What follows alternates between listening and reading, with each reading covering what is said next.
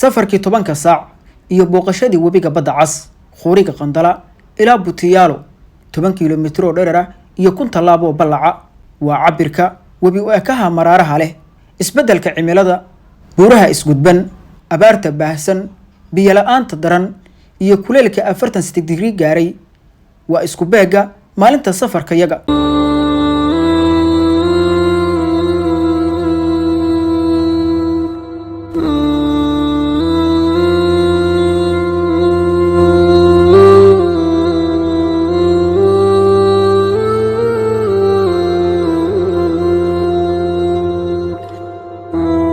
kowdii duhurnimo ayaan ka ambabaxnay degmada Qandala qiyaastii 20 kiiloomitir ay isu jiraan Butiyaalo ilaa Qandala hadaa jeceshahay biyaha badda inaad ku dul sabayso hambogaan shirkadda safarada dalxiiska iyo xamuulka ee Nasir Travel Agency doomiyaha degmada Qandala taliye ku xigeenka booliska degmada Qandala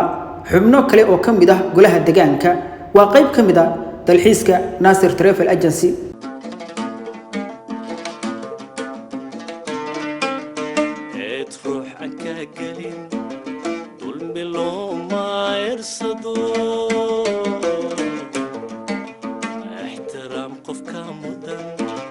aflagaado lama dhaho ruuxan ka gelin dulmi looma irsado ixtiraam qofka mudan aflagaado lama dhaho ismahaaga ayaha أقل كيسة لما قبو جعل كاغا وقفكا إرد كيسة لما حيرو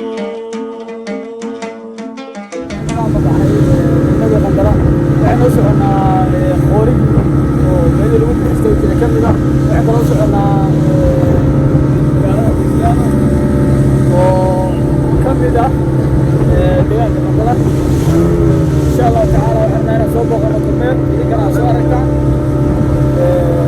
soo dhawaada waxa weeye kala barnaamijna meesha loogu magac daray weeye magaca Puntland waa Butiyaalo oo Qandala u jirta 10 kiiloomitir iyo deegaanada ku dhow inta waa soo booqanayna meel shaqo iyo barasho intaba idinka soo aragtaan idinka ku saartaan ka sameeyaan sida laba rafiiqo kalgacayl siraashan raaday aniguna nabadinan kuraadni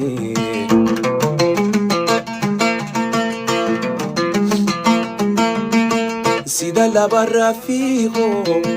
kalgacayl siraashan raaday aniguna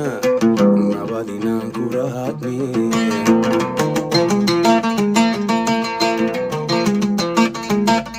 inkastoo ruuxayguna cadiraan liikayahay inkastoo ruuxayguna cadiraan liikayahay rafaad noqotay burtaad raadkadeeda fuushee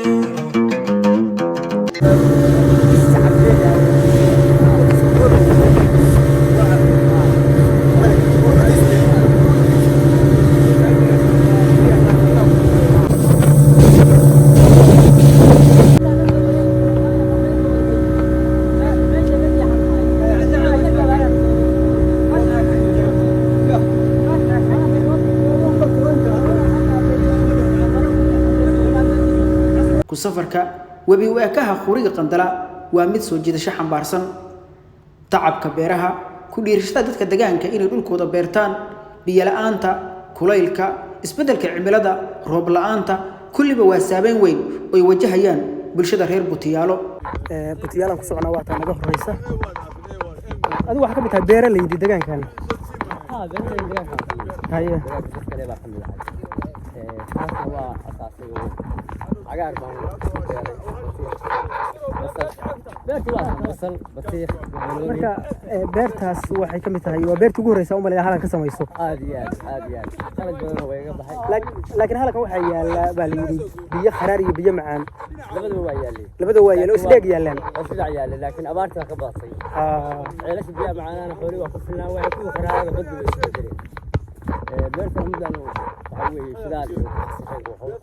bacdida sidoo taagay beero iyo soo maray waxaan ku tashaday in inta ilaahay khayr keenayo laakiin oo awood laakiin halkan saddex dhibca is ag yaala oo khayraadka waddanka resourciga ah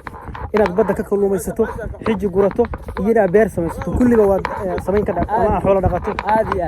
aad muhiim bay u tahay waa dhul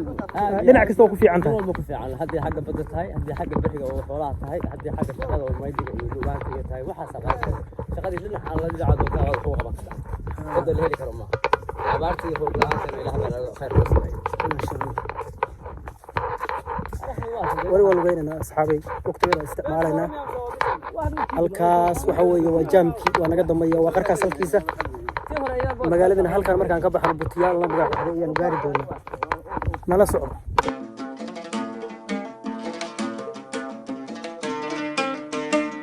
روح عكاكلين طول ملو ما يرصدوا احترام قف كامودان عفلقات ولا مدهو malahan deegaankan biyo dabiici ah sida ilo dareere ah laakiin nolosha ayaa ku tiirsan ceel qiyaasta samaysan 3 qarni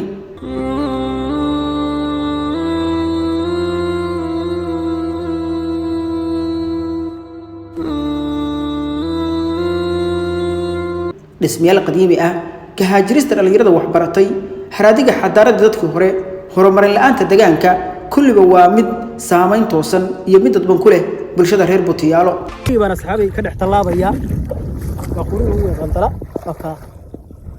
taasuna ka yahay xaggana wali waa iga yahay bartamahan ka gudbaaya meel yar oo maaragtay ay biyo isku soo dhacaneen waqtiga galabtiya hadaya saamahay goortan ka gudbaayay laakiin hadda waa biyo miiran doonta halkaas ay taala ama saxiimadan la soconay waqti kalena waa iga dambeeya asii gudbaaya